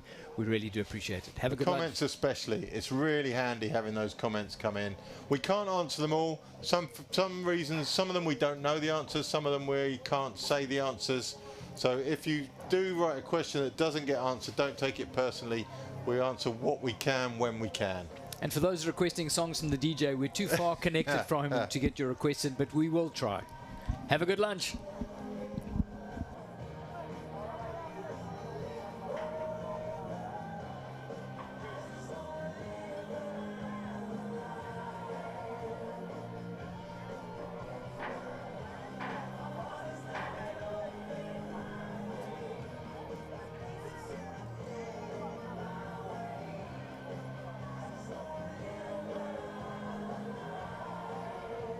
And also another athlete across the finish line, Christian skipper Martin Olsak once again, thank you.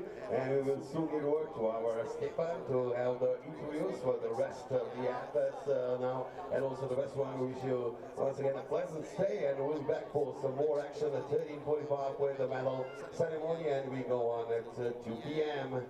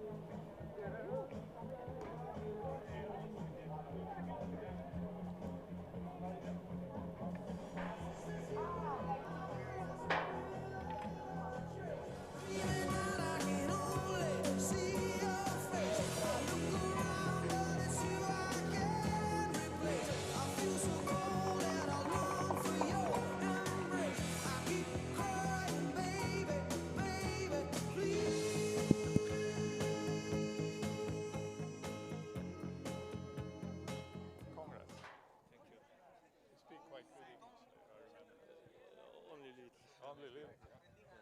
If I understand question, I can something to think. This was your first. First gold medal, yes. Congratulations to your first gold in the world. And then you say something English, and then you continue. Until. Please.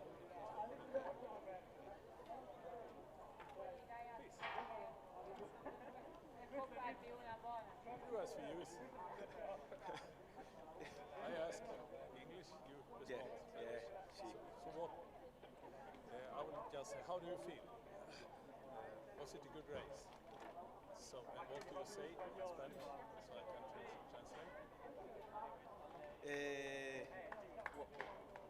Tú hablas un poco de español, ¿no? Él te va a preguntar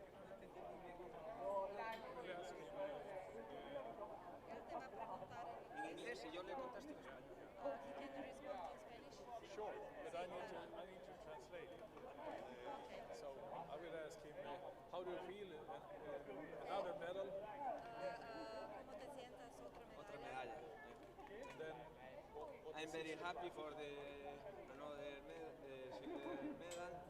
In the last year say that exactly like Okay. that. That's good, and then you can continue in Spanish. Okay. That's good. Very good. You speak good English, right? You don't, but a little. Yeah. This is. So now the camera is there, and you need really to watch the camera, not watching me, not watching anyone. Start with you, and then you, and then when you have done, you can Watching camera. yes, camera. Okay. So 3 happy medals here gathered for an interview, and Mateusz Borgiel, congrats.